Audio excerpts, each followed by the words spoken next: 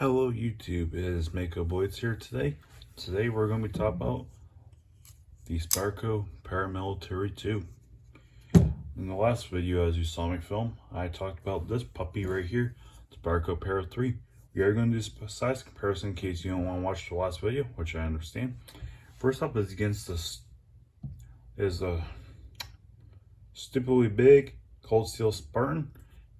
This is what I consider a large knife because it's a 4.5 inch blade. I consider this a medium sized knife because if it's between 3 to 3.5 inches, I classify it as a medium or normal sized pocket knife. Anything bigger than that, it's in this category, the large. Anything smaller, it's in this category, the smaller knife. It's a 3.5 inch knife. It's a very nice knife. I am going to do one more size comparison. That way you're not just looking at just our Spyderco and a cold steel comparison. We're going to do against one of my favorite knives personally is a ZT0562. As you can see, they're very similar in size. They're both made here in the United States, which is I personally prefer because I am an American citizen. That doesn't mean I don't like foreign knives. You've seen in past and in future videos. But this blade is about 3.4 inches a blade length, and it's about 8 to 9 inches overall, I believe, in that ballpark. It's a nice made knife. As I'll say in all my videos, if you're saying Duragram, that's because I use most of my knives. They're not safe queens. Every single knife I ever own has been carried once. You can see the Spyderco logo right there. It does have the Spyderco hole. As you can see right there, the Spyderco naming. And this is CPM S45BN steel. I was actually trying to find one of these Spyderco paramilitaries for about 10 months before I was able to find this. And as you can see right there, if I try to ignore the glare, it is made in Golden, Colorado in the United States on this earth. As I would hope so, because that would be weird if it's made by space aliens. Now, I personally prefer this handle material. It is Digicamo. They have a lot of different variants, a lot of different steel types. This is just the one I own personally. And I've had it since 2021, I believe. So I've had this puppy for 3 going on 4 years. I think I got like mid to late 21 if I remember right.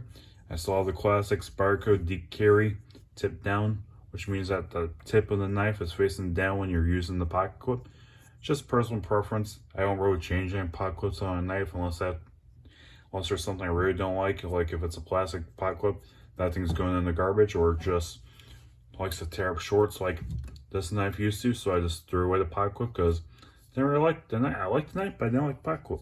That is okay. It is your knife at the end of the day. If you do decide to get one of these or any of your knives, do whatever you want with it. It's your knife. I'm not going to tell you how you should carry your knife because it's your knife. Now, I've been rambling on for a little bit too long today, but it is a very nice knife. It's one of the most recommended knives. I've seen a lot of different people in the knife community here have this Para 2, which is the medium size, the Para 3, which is the smaller, or the original version, Spyderco Paramilitary. These are probably the 2 of the most common knives in that community. Definitely the 2 most popular Spydercos. I do like both of them. This is not going to be a comparison, but as you can probably tell, I'm a little bit biased. I got this puppy, was trying to get the bigger version. Love the bigger version. She has a nice slicer, the bigger one. I have even cut watermelon with this before. You can cut cheese because when I go out camping, I'm not always carrying kitchen knives, obviously. So this has actually cut watermelons, cut some cheese. I like cleaning it up personally. I just take some Dawn dish soap, put in a sponge, and clean it like a normal dish, and she cleans up pretty nice, except for where I've been touching with the fingerprints, showing you guys and just showing our people. She has a very nice sharp slicer.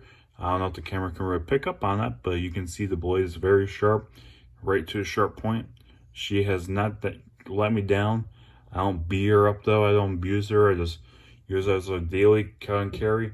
And when I'm out camping, this is usually my kitchen knife of choice. They do have a Spyderco Spidey Chef though, if you want to get one of those. But this knife weighs about, I think, around 3.5 ounces, a little under 4. So it's about 1 inch of blade equals about 1 ounce of weight for this knife, which is a very nice knife. You can carry this with black shorts because I wear Under Armours and other brands of shorts. You can carry it in there. You can clip onto you, which I felt was just fine.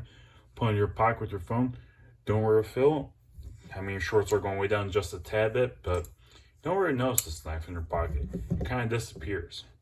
This knife, you do notice a little bit because, well, I mean, just look at size. The knife folded up is about the size of this blade.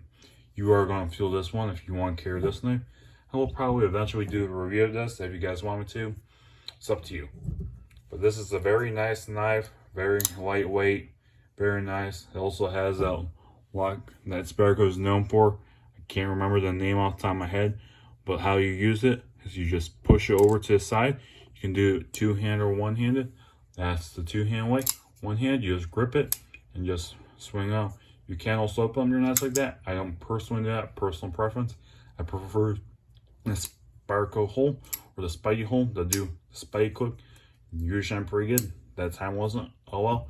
I hope you guys liked the video. As I always say and will continue to say, all my videos are unedited.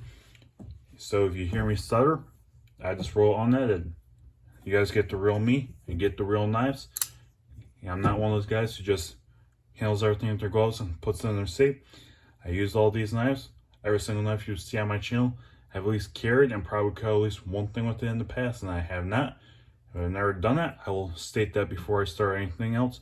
But I'll deep dive in those knives, or I just won't cover them until I get the chance to. But please leave a like, comment, and subscribe. Tell me what I could do better, or what you like, and tell me what knives would you like to see me cover in the future. Because right now, I'm going through my own personal collection. So if you guys want me to see any, or suggest any knives to add to my collection so I can talk about it here on the channel, let me know. You guys have the rest of your good day.